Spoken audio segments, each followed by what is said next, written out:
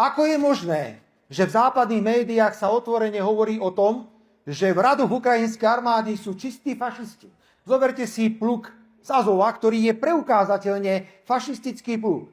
Viete, čo je na Slovensku povedané? Že banderovci a takíto všelijakí, ktorí bojujú, to sú iba nejakí uliční bitkári na okraji spoločnosti. Ja som ešte ale nevidel uličného bitkára so samopalom a tankom, alebo s delom. Oni sú predsa súčasťou konkrétnej armády a robia hrozné veci. Dokonca sme šokovaní, že im naťahujú červené koberce v zahraničí. Kto nemo a účelovo podporuje takéto javy v roku 2023, ide proti odkazu Slovenského národného povstania.